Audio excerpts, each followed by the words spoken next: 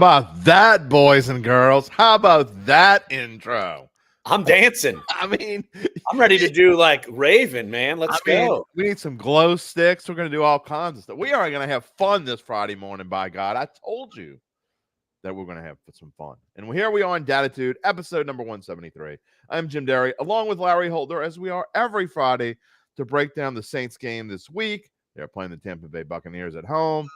And we're going to talk about the week that is in the NFL. Got maybe some new graphics. We're loving life, Larry. Look, what's wrong with it? Even though the Saints, they blew a 17-point lead last week, I don't think they would blow a 17-point lead this week. So I'll just put it that. Did you have to bring that up? We didn't even get into the analysis yet. You're already bringing up last week's 17-point fourth quarter blown lead. Well, I would have done it Monday, but I come on Friday. So what do you want me to do? I mean, you've been thinking about it, like you go to bed thinking about that? No, just because I was asked about it, and because before I do this, I go on Fox 8 every Friday morning, and then I come home, and then I'm live here as well. So I was asked about it. So yeah, it's. Well, you're on Fox 8 this morning. I was on Fox 8 last night. So there you go. Okay, I go on Fridays and now Mondays in their 10 o'clock hour. I get to sit on the little sofa in there. It's a good thing you don't do Dattitude on Mondays. That just wouldn't work out very well, would it? All right. Well, look, somebody's mad. Somebody put a mad emoji. If you want to comment, if you want to put more than just an emoji, you actually want to comment on the show or ask Larry a question or me, if you like. People aren't very happy with me right now because of some of the things I was saying about high school football and what they should do. That's a whole different story. I mean, people get really mad at all you do is anger people. Look, I mean, it is. I mean, like, you've got the mad emoji, but you're more than welcome to comment if you're watching on YouTube, Facebook, even if you're mad at me. It doesn't matter. It's okay. My wife's mad at me all the time. How is it that I'm NFL, but I'm like Mr. Sunshine over here? How's Sunshine? That? Well, you're you're not Mr. Sunshine. Compared to you, yes. I'm Maybe like a bright sunny day. Maybe so. Well, I don't know. We'll see how we feel about this game. Larry, this is an interesting matchup. You talk about the Saints coming off of their first loss of the year, 2-1. And now they have to play this game, obviously, without their starting quarterback, Derek Carr, who is an injured shoulder. I think it looks like he avoided major catastrophe, avoided season-ending injury. But chances are he's going to be out this week. I think there's also a good chance he's probably going to miss the next week or two after this. We'll wait and see, because if you're the Saints, you're not gonna be risking a lot of stuff with your franchise quarterback here. But Jameis Winston, obviously one of the better backups in the league, if not the best backup in the league, and knows this system, has been in it for a couple of years now. Larry, Jameis Winston starting against the Bucs on Sunday. Yeah, the fact we're not talking about season ending, we're talking about basically it seems legitimately week to week, like we could see Derek Carr back in a couple of weeks. That is certainly a sigh of relief for everyone. But look, I would agree that Jameis Winston, the Saints are very fortunate to even have him. Like, remember probably in the preseason or especially even when Aaron Rodgers got hurt, right? You saw sprinklings of the Jets should trade for Jameis Winston because he would be a better option than Zach Wilson. I mean, anything would be a better option. Joe Namath would literally be a better option than Zach At 75 Wilson. Years old or whatever. I don't care if he's 100. He's a better option than Zach Wilson. But look, you can't even do this anymore, I don't think. It's got arthritis, you know. Well, also, it's maybe he could wear his fur coat. I don't know. That'll be his padding. But it's fortunate that the Saints at least have a viable backup, because there are a lot of spots around the league where you don't have that. And I just go back to, and I'm not saying this is the way this is going to pan out, but of course, every week at The Athletic, I do a dive into every quarterback situation in the league, how they are playing now, what do they look forward to in the coming week. And so you look at what Jameis Winston has done in the past. Last year, his numbers weren't great, still coming back from a knee injury, also banged up with his back, and he didn't look like the guy we saw the previous year. In that sense, when he was healthy, and he certainly, as you pointed out, knows the offense, A lot of the same pieces are there. Outside of, say, a couple, look, he's going to probably enjoy having Chris Olave. He's probably going to enjoy having Rashid Shaheed. Jameis certainly can throw the ball down the field. So if he wants to take some shots, he could do that. But the fact he knows the offense, and the Saints went 5-2 with Jameis as a starter when he was healthy. So I'm not saying that that's the way it's going to go, but if you want to lean on some positivity there, absolutely. I think it's fair to do that. I think it's fair to see, all right, you can work a game plan, Jameis Winston, and it's not like the Saints have that tough of a schedule. If you say, hey, who's a better quarterback, Jameis Winston or Baker Mayfield? I think people would, I'd say at minimum, call it a 50-50. And most people would say they'd probably rather have Jameis. I would not call it a 50-50. And you talk about positivity. I mean, I'm Mr. Positivity. I mean, they call me Derry Upper for a reason. Stuart Blair, all the way from Australia. Hello, mate. What time is it in Australia? What a terrible accent. Don't it really was bad. That's a yat trying to speak Australian. I mean, exactly. Or at least with an Australian accent. What is it, like 10 o'clock at night over there? 11 o'clock at night? We appreciate Stuart watching. All you Aussie Hoodats, if you want to say hello in your own language, which is English, by the way, in your own accent, you're more than welcome to. If you want to speak Yattian, you can do that too, whatever it may be. All right. Look, I've been defending Jameis for a long time. I still do. I think that he gets a bum rap by a lot of Saints fans. Sure, he has games where he throws 3 or 4 interceptions, but you know what? A lot of quarterbacks do. You know, Drew Brees had multiple games where he threw 3 interceptions. He's thrown 4 interceptions in a game before. By the way, Stuart says it's midnight in Australia. Thank you for staying up late and watching us here. It's this morning. But, you know, Larry, you can't – there's also been games you talk about his record with the Saints and how he has been good, and he's got some different weapons here, and he knows the system. I'm just – I don't know why fans wouldn't be more optimistic, and I know I'm the pot calling the kettle black sometimes. I've been down on him, but I am actually, I guess, optimistic about this week. I think he gets another chance to go against his old team, get that monkey off of his back. I think he's going to do well. Look, I don't think there's, as of right now, because it's not like Derek Carr has been lighting the world on fire for the Saints. So, I don't think there's as big of a drop off as maybe some people might perceive. I just feel like that Derek Carr would be someone who would make fewer mistakes, even though he makes mistakes. I just think he's someone who would make fewer mistakes, if that makes sense. And he's not going to be gone that long. So. Right. Well, but also this is why you have Jameis. You want him to be able to help you in a pinch. I mean, we've seen in the past where backup quarterbacks have helped. I mean, look, Teddy Bridgewater was able to do it. Jameis was able to do it. Actually, Jameis was the starter. I mean, but you catch my drift. Like, other quarterbacks have come in and won games. I mean, even Taysom Hill as a starter went 3-1 at a point. So a couple of years ago. So you could figure this thing out. The Saints defense is good enough. I feel like last week was more of a human nature aspect of a drop off.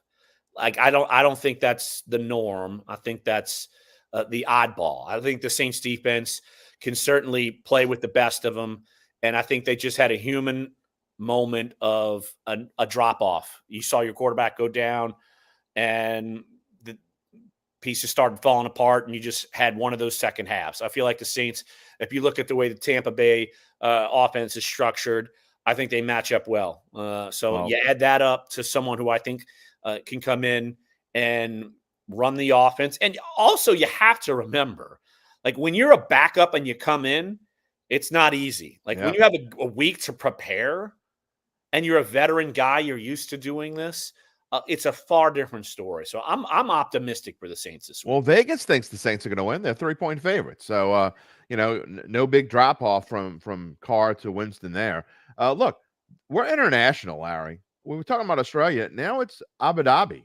They're watching in Abu Dhabi. It is 7 p.m. in Abu Dhabi. Daman, thank you for watching from there. Anyone else internationally, please let us know you're watching. I mean, I don't know what's going on, but we've got all kinds of flags from across the world watching us this morning. Barry wants to know, is Baker Mayfield the best quarterback the Saints have faced this year? And I'm going to ask for your opinion, but I would go to the extreme of saying I think he's the worst quarterback the Saints have faced this year. I mean, I think there's almost no question Jordan Love is better than Baker Mayfield. I'd like to know where he is on your rankings. And everybody wants to dump on Ryan Tannehill, and the Titans are in a bad way right now, but I definitely think Ryan Tannehill is better than Baker Mayfield. I don't know. You can tell me what you think. I'm taking Baker over Tannehill. Tannehill, there's a lot of Tannehill haters. At least you're not in Nashville. Right. That's a bad situation. Like, they have like no hope with him. I think at least Tampa has hope with Baker. Like, I'll put it to you that way. Yeah. And so I think talent-wise, I mean, Jordan Love, does he bring you some elements? Yes, but I think Green Bay was kind of fortunate really to get a couple wins with him. He's kind of is who he is at this point. I mean, he didn't look great last night. He didn't look great for a while against the Saints. So I still think it's a work in progress. I mean, I'm almost talking my way into agreeing with that sentiment that Baker might be so far the best one that they have faced. So it wouldn't be the first time we disagreed on something. I feel like every week we disagree on something. I know. Well, Barry, this is what we can't disagree on. Barry says it's 10:15 in Arabic. So there you go. We're talking about watching international. St. Bernard might be international, right? I was going to say they're their own country for the most part. I mean, I'm in Algiers. That's almost international in and of itself in New Orleans culture. You're an Algerian. I'm a Mandevillian. Algerine. Algerine. Get it right. We're in this love together. That's something else completely. Terry wants to know, will they play Hill at quarterback? Does he not want that? I'm sure he wants that. I'm sure if they asked him tomorrow, will you play starting? Would you like to be the starting quarterback? The answer would be yes. I think the dilemma that the Saints are going to fall into, and it just happens when Taysom Hill becomes the backup quarterback, is how much do you expose him in your game plan? Because if the quarterback goes down, you need him. So if Taysom gets hurt, Jake Luton is for right? He's there to hold the clipboard, and you don't ever want to play him. I mean, that's what he's there for. But if you have to play Taysom Hill, you can't get him hurt on a run play. I'm curious to see how the Saints kind of go about that. I know in the past they've tried to limit him when he has to be the backup quarterback.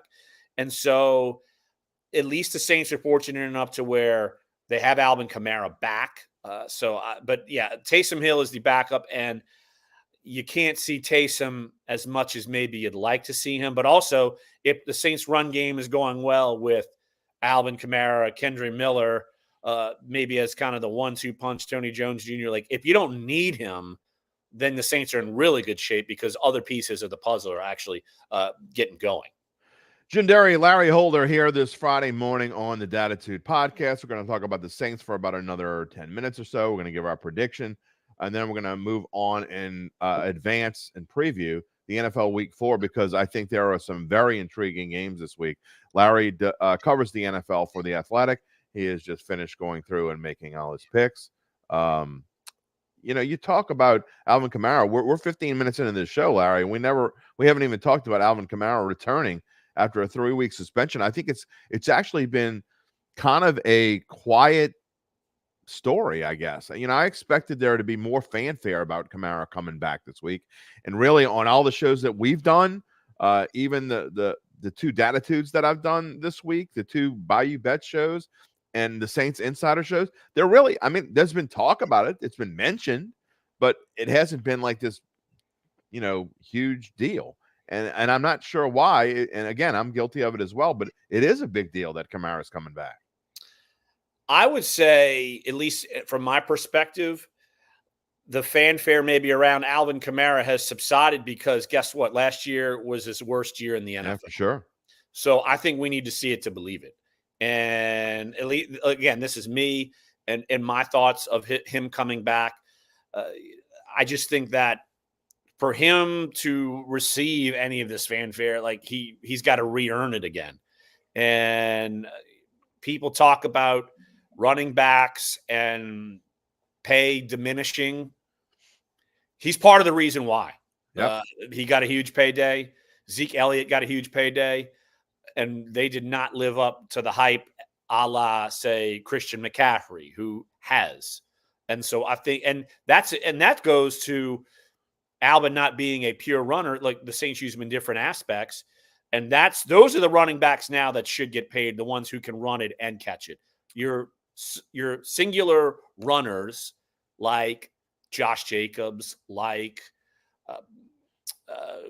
not necessarily Tony Pollard, but more like Saquon Barkley. Derek Henry. I mean, your runners, they're not going to get paid. Like you need the people who can be diverse, like Christian McCaffrey. Like Kamara is the prototype that would, but he has certainly struggled. And so I want to see him kind of get going because as a runner, he's not been very good the last 2 years.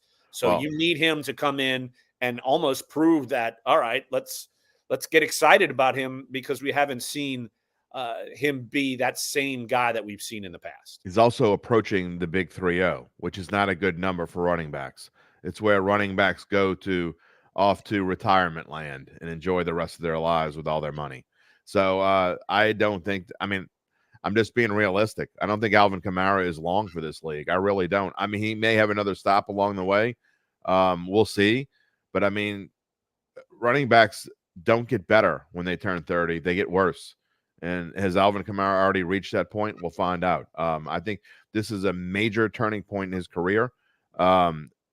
And I think a lot of it, though, Larry, and you see the Saints numbers there in the board. I was telling yesterday, Thomas Casale, our new sports betting director, I was surprised when I did these rankings that they were as high as 21st in rushing offense because, frankly, they haven't had much of a running offense. Shows you how much the league has changed and how much teams are leaning on the pass because they've not done anything. They haven't tried to run the ball except for Taysom Hill that one game. He had 75 yards. So, it all stems from the offensive line. Lance Johnson says once or if the O-line can perform, this offense should be able to fly. But that's the question. Is that, you've done your rankings. You look at PFF more than I do. This offensive line is not getting any better. If anything, they're getting worse. And last week it was the right side of the line that got blown up, which is really scary because I actually thought Trevor Penning played better last week. He got help from Andrew Speed, who came back, and Hurst moved over to right guard. But man, Larry, I don't know what happened with the right side of the line last week. Well, part of that is that what makes the Green Bay Packers pass rush typically good is that they can move Rashawn Gary around. Yep, that's the difference. Like he's not 4-3 edge guy and he sticks to one side. He's more of that 3-4 outside linebacker and they move him around. And like he is, well, I could say going into week 4, he's the best pass pressure player in the league, but that helped because of last week. But still, he's one of the best they have.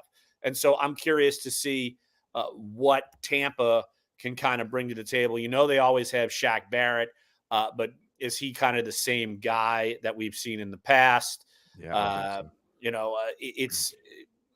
it's not like that they didn't play a terrible game, say last week in the loss to the Eagles, but the Eagles, it seems like they could play mediocre football and win games. And so, look, Tampa went out and got Kalijah Kancey, first round pick, Vita Vea, certainly someone who can create some havoc up the gut.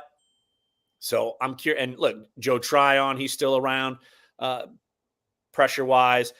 I will say, though, that the Saints could run into some fortunate circumstance depending on the health of Carlton Davis and Jamel Dean, they're two corners. Yeah. If both of those guys, A, they're both at least banged up, and B, if they don't play, that certainly adds to the success of what the Saints can do with their diverse trio of wide receivers. If you can get rid of the football quick to those guys, then it kind of solves some of those problems. But it's not like Jameis Winston is known for unloading the football quickly. So yeah. Well, and you see also, Larry, that the Bucs rank in the bottom third in total defense. have trouble against the pass. I'm interested to see, and we got another comment coming from Scott Donald. By the way, thank you guys. A lot of comments this morning. I appreciate it. Scott Donald, I'm gonna get to your comment in just a minute, but I do want to point out that I don't know why I'm optimistic about this. And I don't know why I mean, just in general, I feel good about the Saints. I think you know where my prediction is going to go in a little bit, but I think this offensive line, if they are ever going to take anything personally and get better and have a chip on their shoulder, it's going to be this week or it's going to be never. I mean, your quarterback got hurt last week because you sucked. So you're either going to take that personally and have a good week against a defensive front that I don't think is as good as the one you played last week, or you're not. So I think we found out a whole lot. We found out a whole lot about the O-line already, but I think we're going to find out even more about him this week, Larry. Yeah, do I think there's room for improvement? Sure. I mean, look, this is basically still Trevor Penning's rookie year. Ryan Ramczyk, he had one bad week. I mean, that happened. That was last week. It was really bad. Do I think Eric McCoy can improve? Yes, but he's having kind of a sluggish time. So do I think that they could figure this out? Yes. I mean, I don't think it's room for like, oh my gosh, the world's ending. But still, we've already seen it, as you said. They should take it personally. I mean, they have gotten Carr beat up too much, and now he's out. So, it's not like the Saints, their offense wasn't clicking already. I mean, but a lot of that has to do with that O-line. So I feel like if they're able to kind of at least instill some confidence, like if you can get quick passes, if they can run block and get that going, I mean, that's what they really need to do. That would take a lot of the heat off of any of this. So that leads into Scott Donald's comment, and he's right. I mean, Kamara has always struggled against Tampa Bay. He's averaged in, I think it's 11. Couldn't remember the 11 and 13 games, but I know the number is 90 total yards of offense is what he's averaged against Tampa Bay, which is not a big number for him at all. Maybe for some people, but it's not for Alvin Kamara. Don't expect a big game out of him again, especially he's coming back first game, especially since the offensive coordinator, Pete Carmichael, I guess it means has had trouble getting him the ball out in space. That is true. I mean, he has not been able to get the ball in space as much. I think they will try that more often. I think Jameis realizes his outlet valve is going to be Alvin Kamara, which is a big help to him coming back in. They've got to find a way to get him involved, but can they do it? Well, historically, you could see why, just because Tampa, they have two of the better linebackers, 1-2 combo that play every down in the league with Devin White and Levante David. So that's part of the problem with getting Kamara going. Look, Vita VA, he's someone who can certainly clog up some space and allows linebackers to kind of shoot those gaps. Or if you get Alvin Kamara, you try to get him on a pass route. Like those two guys can better handle it than a lot of players in the league. So I think that's part of the reason why you don't see Kamara play as well. But still, the fact that he's there and the fact that the Saints receivers have been very good, sure-handed. You know, if the ball gets around him, they're catching it, not dropping it. So I think that is something that, and I'm pointing back to Tampa and those corners. If they are banged up and or out, the Saints can certainly take advantage of that. And as long as they can get rid of the football quickly, right? Pass protect a little bit, get the ball in the hands of your trio of wide receivers. I think the Saints offense can get going against a defense that's a little bit banged up. I mean, we haven't even talked about the Saints defense yet. And, you know, if you look at these numbers, they still are on their streak. They're on their streak of having allowed 20 points or fewer in 11 straight games, longest active streak by far. In fact, it's the second longest streak in this century. It goes to show that people don't play defense like that anymore. It doesn't work that way. The defensive numbers, if they get to 12, they will be the longest streak this century since 2000. In fact, I think it goes back to 1991. I was doing my research. It's a long, long time. We'll see if the defense can still do it. Brian Cavett says, will the line be up to the challenge and will the quarterback survive? Yeah. We'll find out. That's not about saying. I can't tell the future, but going back to your point on defense, look, it's not like Tampa's putting up a ton of points. I mean, they put up 20 against Minnesota. The Bears are terrible. They put up 27, and they only put up 11 against the Eagles. I think the Saints have the pieces to the puzzle to slow down Tampa's defense. And you're basically hinting at what you're doing. I mean, my pick's already public, and so I think our listeners can kind of see where I'm going with my pick as well. Jando asks, can the Saints wear black helmets and uniforms? They can wear black helmets, I think, 3 times. I don't know what the dates are. It won't be this week. They were late getting out their uniform combo out together. It's actually something that I follow and put in my trends column. So it wasn't in my column, but it was released this morning. The Saints will be wearing black jerseys, gold pants, and gold helmets for those who care about those sorts of things. So the answer is they can, but they're not. So it's black and gold this weekend in the dome. And it's a weird time before we move on and talk about the NFL and preview the NFL. It is a weird time because the Saints, 2 road games, they come home. It's that sandwich game at home, and then they go back on the road. But the good news is after they finish this 4 out of 5 road swing, they have more home games than they have on the road. Well, the Saints have actually played pretty well on the road, so that's actually pretty fortunate. But yeah, you look at everything that's kind of going on within the league, and some of the tougher games might not be as tough as you think, and then some other opponents. And I'm going to point, this is going to be odd, but the Texans might be a little bit of a tougher ask than maybe you might have thought. But that's still, a game the Saints should win. But still, it's funny how you look at it on paper. This happens every year. Opponents might go up, go down. So, but still, overall, the Saints, whether they're playing home or away, they should be favored in a heck of a lot of these games. Yeah, plenty. And this actually will be. Although they were underdogs for most of the week last week, they ended up as the favorite. They went into the game as the favorite. They were, I believe, 1.5 point favorites by kickoff. So this will be barring something very strange, which it's not going to move that far. Barring something very, very strange, they will be favorites for the 4th straight game this season. So all 4 this year. We'll see about New England next week. They may be underdogs, depending on what these 2 teams. We'll get into what the Patriots are doing this week. William says, although the defense played pretty well last week, and how many pass interference penalties occurred in the 4th quarter? I don't have the game book in front of me, but I think it was 2, right, Larry? They were both in one drive. Right. So, those were the 2, because otherwise, look, we'd been talking about Alontae Taylor having an incredible game. He committed one of those, but still, they were basically in desperation mode, and they got 2 calls. They got hit with both of those calls. Green Bay is just trying for hopes and prayers, and they got them.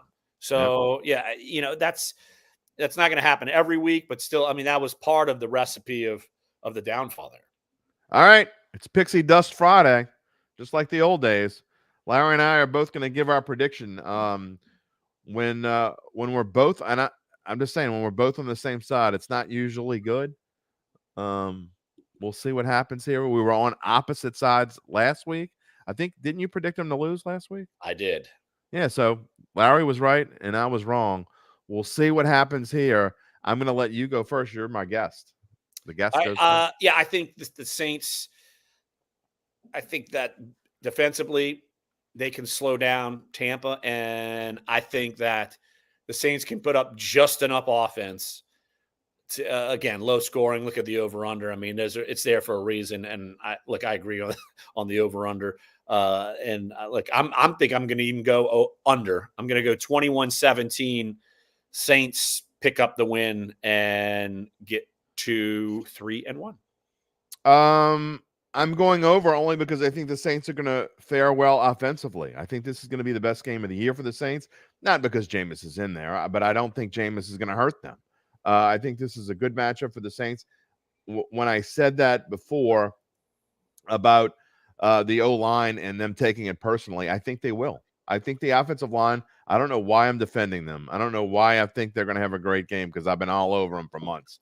But I really think they're going to have their best game of the year. I think Ramczyk and company is going to take it personally. I think Trevor Penning took a big step forward. I know people hate Andrus Peat, but I think him being over there with Trevor Penning is actually going to help Trevor Penning and the veteran presence of Andrus Peat. I don't hate Andrus Peat as much as a lot of Saints fans do. I think the Saints win 27-17. I do think they keep their streak going, and I think that the fans in the Dome have a fun party. We'll see if I feel that way next week. I know we're getting close to running up on it. We try to keep this to 40 minutes or less, so we only have a few minutes left. But I do want to talk about the NFL in the week that is, Larry, because and I know you did your rankings and your predictions.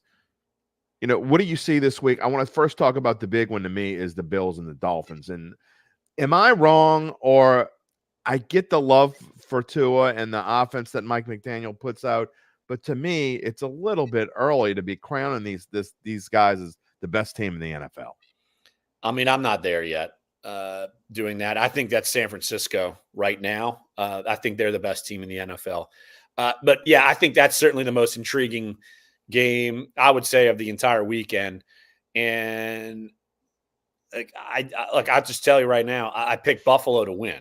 And I think that so did I. A thing that you do have to look for, though, it looks like Jalen Waddle will be back. He missed last week. Looks like he's out of concussion protocol, so he will play. But I think that here's the thing: Buffalo, a sneaky element to watch in that game is the play of Leonard Floyd. I thought that was one of the sneaky, great moves of the offseason. He was way back. He got signed way late in the free agency period. Later on, almost like summertime. And they're trying to fill the void without Von Miller, waiting for him to get healthy. But Leonard Floyd was very good at pressuring the passer last year with the Rams. That kind of got hidden just because the Rams weren't that good. And Leonard Floyd has been really good this year, pressuring the quarterback. And that's actually one big thing that has been a huge help for the Dolphins. Tua has been one of the least pressured quarterbacks in the NFL this year. I think Buffalo presents a bigger challenge in pressuring them. So I think that, look, at Buffalo, obviously it's not cold, so it's not going to be that big of a deal. But I do think that Buffalo, I think it's going to be tight. I don't think it's going to be some super high-flying game, probably stay in the 20s. But I'm going with Buffalo to win that game. Yeah, I'm with you. I think the hype on Miami is extremely exaggerated. Again, it's week 3. You know, the Dallas Cowboys, who we're going to talk about in just a second, the Dallas Cowboys were the best team since sliced bread after week 2. Then they lost to the Cardinals, and now I hear the same people who were saying they were this great team. Oh, they stink. Oh, they can't beat Arizona. They're terrible. I mean, so I think they're going to have something to prove too. But these teams that are the Bills, to me, and I said this during the week. I said it on the Final Bet show last night. I think Buffalo at 10-1 to win the Super Bowl is one of the bargains out there. One of the big bargains. I mean, the first time you can get them at double digits in a long time. I think the Bills win this one. You want to talk about taking things personally? I think the Bills they're going to silently take this personally and show the Dolphins. And teams that score 50, historically, the following week, they're in the 20s. That's just how it happens. It's hard to score a lot of points 2 weeks in a row. We'll see what happens there. Dallas and New England, another interesting game. This line has crept down. It started up at 7. In fact, it was closer to 7.5 at some places. It is now 6.5 Dallas. People are betting on New England. And again, because of what I said, all of a sudden the Cowboys stink, Larry. I think that maybe Arizona's a little bit better than anyone gave anybody credit for. Josh Dobbs has actually been solid to good in at least 2 of the 3 weeks. And so the Jets would probably take him. Yeah, the Jets would love Josh Dobbs right now. I can tell you that. But in terms of Dallas, I think that that their offense, like New England's offense, it's just so confounding. I just don't know when it's actually going to ever be in place. It just feels like it just stagnates and stagnates and stagnates. And so, I think Dallas at home, I'm taking Dallas. I don't make picks against the spread, so I just do, straight up. But I'm taking Dallas to win this game. It might be close. Like, I think New England's defense, Matthew Judon is a very good pass rusher, and the Cowboys' offensive line. I'm going to put you on the spot. If I forced you to pick it by the spread, which one would you take? What is the spread? I'm looking six and a half. Yeah. Oh, I'd take the Patriots. Okay. If I was picking the spread, but I think Dallas can win a close one. I think Dallas blows this team away. And I know Bill Belichick doesn't get blown out very often, but Dallas, I think when they have something to prove, they didn't have anything to prove last week. They went in cocky. I think they got shown, you know what, maybe we aren't as good as we think we are. I really think that Dallas is one of the best 2 or 3 teams in the NFL. Even without Diggs? Even without Diggs. And I know that hurts them, especially in the turnover department. Obviously, he was the key interception maker. He had that streak last year or 2 years ago of starting a season, I think, with like 5 or 6 in a row. But when you got Micah Parsons, you're still pretty darn good on defense. I think the Cowboys win this one easily. There's one other game that I especially want to talk about, and that is, how often do you see teams that have such a miserable start get to play one another this week? It's the fighting Sean Paytons going to Soldier Field to play the Bears, and the Broncos have stunk up the joint, but they're 3.5-point favorites. Just goes to show you how bad the Bears have been. Yeah, I took Denver. I just think that there's no way that I just don't look. The Bears might lose every game this year at this point. We all thought Arizona was going to be bad. It's Chicago, and their troubles are on the field. It's off the field. It's everywhere. And look, I think certainly Sean Payton is wondering what the hell's going on. I think a lot of us are too. But still, I just think that I think the Bears, they're almost in quit mode already. I mean, that's just goes to show you how the quarterback's calling out coaching and had to come back and clarify. Give me a break. And then, of course, the defensive coordinator has to leave, and who knows what's going on there. And just the pieces to the puzzle weren't super great as it is. And yeah, look, I think that I just think that Denver's going to win this game. I don't think they're going to totally right the ship, but Chicago, if you're doing, say, a survivor pool, yeah, Chicago is the team to follow. Yeah. If the Bears win this game, can I start calling you Larry Holderflus? I mean, I'm just saying. It'd be fun. Larry Holderfluke, maybe. Larry Holderfluke. I like it. Well, I mean, you said I got a bad Australian accent, so I'm just trying to come up with something different, have some names. I like the Broncos as well. In fact, I predicted, you know what I predicted more than the score, more than who's going to win the game or by the spread? Both these defenses, and which is surprising for Denver, because I really thought that Denver's defense, I'm a big Vance Joseph fan. We both went to Shaw, so there you go. But they've been awful. The score of this game could be like 52-48. Will either defense be able to stop the other team? I don't think Chicago can put up a ton of points, really. Unless, I mean, here's the thing. Justin Fields is just going to have to run around. Like I thought, Justin Fields hater. I don't think it's – I just don't – I'm not a hater on him. I just don't think the pieces around – like, I don't think the offensive line – I don't think he's been coached well. Like, I thought him and – It is the coaching. Yeah. It's definitely part of that. But that's the thing. Like, Fields has been through a bunch of systems now. You wonder how much of a toll that would take. It's like if you pulled him out and put him somewhere else, they're probably not in a great spot either. Like any solid team's not going to have to go get somebody like that. I kid because I think Justin Fields is terrible. Okay. I mean, people. I don't think he's terrible. I just think he might have just been. Sometimes quarterbacks get into bad situations, and I thought he could actually be pretty good this year, and I just don't think it's we'll say around him. Lance Johnson, I will get to your question before we go off the air. We want to finish this NFL segment because we're about to wrap up the show, so I will end the show with your question. Sunday night, Chiefs Jets. I don't think that this line is dropped. The people with the big money are betting on the Jets. And you know why? Because Aunt Mabel and Drunk Joe and Joe Q Public are all taking the Chiefs and think they're just going to dominate and destroy the Jets. People forget Robert Saleh is a good defensive coach, and the Jets have a good defense. And they still have Sauce Gardner. And I think they're going to give the Chiefs a fight. And I think it's going to be within that spread. I think the Chiefs win the game. But I don't know that I'm going to be running to use that as my survivor pick because it wouldn't surprise me at all if the Jets win this game.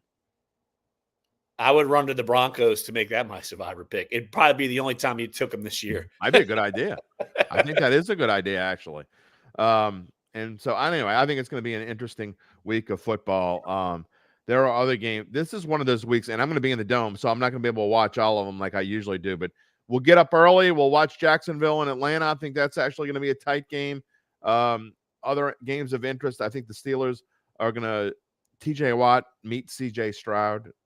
You know, the Houston Texans, just because they beat Jacksonville, they always beat Jacksonville. Doesn't mean they're that good. We're going to see. And then one of the games of the week by the spread, the Seahawks and the Giants on Monday Night Football. That's an interesting line. All right, we're going to end the show with a Saints question, Larry. And I thank our readers and commenters. You have been great this morning, asking all kinds of questions and all kinds of comments. We've had international comments. Lance John, we've had comments from Araby. I mean, when you get Australia and Araby in the same show, you know you're doing well. You need to get Australia and Araby in the same room, like an old Araby bar. I think Australian would love old Araby bar. That would be phenomenal. We're going to do that. Maybe we'll have our show one week in an Araby bar with an Australian dude or dudette or whatever. Lance Johnson wants to know, any insight to why we have not seen A.T. Perry so far this season? And the answer is probably because he's a rookie, a 6th-round draft pick who, just because he did well in one preseason game, doesn't mean he's ready for the starting lineup. But that's my take. And I'm not being mean. It's hard to crack the starting lineup. I mean, look, the Saints have, 3 receivers. Like, you're not cracking that. And so I'm wondering. Definitely not one of the top 3.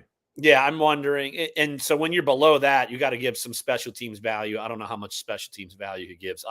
That's just like, I'm not out there like I used to be, so I don't have any profound insight. But if you're not starting, you got to have that. And if you don't have special teams value, it's going to be an active time until someone goes down and maybe you can play on the offense. I like A.T. Perry. I think A.T. Perry will eventually be a part of this team, Larry. I think that he has the talent to be a part of this team at some point. Kind of reminds me of Marcus Colston a little bit.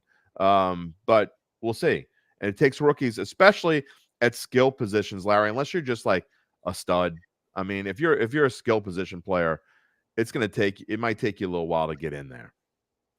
Especially if you don't have any voids. Like the Saints doesn't have a void. Like the fact that Michael Thomas is healthy and you have Olave and Shaheed. I mean, that's going to be hard to crack no matter what. No doubt about it. Anything you got any special plans this weekend? You know what? Now that you say that, I guess I might as well give a shout out because one of my good buddies of all time, Todd Graffinini, as part of the Tulane Sports Hall of Fame. I'll be actually going to dinner tonight to be part of that, and going to the game tomorrow with my 12-year-old to watch Mr. Todd. And Todd's actually my youngest son's godfather. So we're going to be going it's going to be a hullabaloo Ray all weekend long until Sunday for us. That is exciting, actually. Graf, I know, is probably about to get into his element. He is the play-by-play radio voice of the New Orleans Pelicans. And so he is about to get started with that. I can't believe Pelicans training camp is starting Tuesday. I heard that last night and I almost blew a gasket in my own head. Sometimes you just kind of forget what time of year and how early the NBA actually starts. I think that kind of boggles people's minds. I mean, look, I don't hate basketball, but I'm not ready for it to start either. I mean, I don't know. People feel like you don't get ready till like Christmas. Yeah, exactly. I don't even pay attention to it. I don't think until January. I mean, I look at the Pelicans and see where they are in the standings and watch a few games here and there, but certainly not watching every one or dying with them. Anyway, all right, fun show, Larry. We'll see what happens. We both predict the Saints will win. You think it's going to go under and be like 20-17? I think it's more like 27-17. I think the Saints offense breaks out. We both like the Bills over the Dolphins. We both like the Broncos over the Bears, hapless Bears. We both like the Cowboys to win, but you think it's going to be tight. we'll see, man. We're kind of on the same side. I don't like it when we agree this much. It's not nearly as fun of a show. Who did you take? Well, all right. We always seem to differ with the Falcons pick. Who you got there?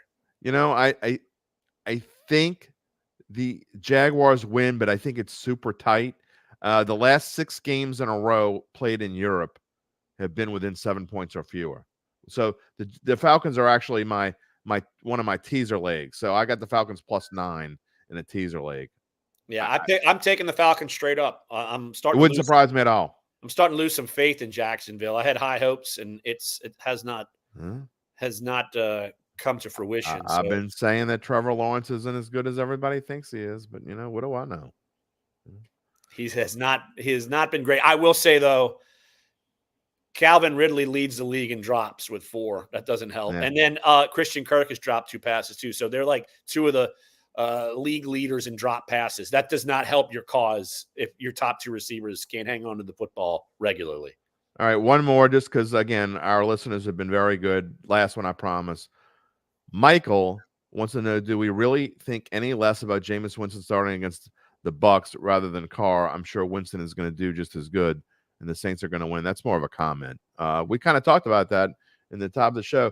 I'll tell you what, 15 more seconds. I mean, you're confident as well. And for people that missed the beginning of the show, we both think that Jameis Winston will do better than I think a lot of critics think he's going to do. Yeah, I think you can win games with him. And I think that the Saints, they can game plan and he can make things happen. And so, yeah, I wouldn't feel like the Saints are totally doomed that Jameis is playing without Derek Carr. Look, I think the Saints are in a good spot still. Have a great weekend and tell Mr. Graffanini, congratulations from me. Well-deserved. Enjoy it. I will. I'm sure he will too. We will see everyone next Friday. A reminder that after I'm done with Larry, and I'm about to click the button here, I'm going to go add my monologue. And what is our outgoing song of the week? I'm going to give you a little hint. I've been bashing this story that has been going on around the NFL for a week now. It's driving me insane. I don't care about relationships in the NFL, however they exist. Swelsey, let's go. So I think people can get where I'm going with my outro song of the day. All coming up. You can find it wherever you find your podcast. Just search for Dattitude. We will talk to you on Monday with Derry's Dime. Larry will be back next Friday. Everyone enjoy your weekend. Peace and love, my friends.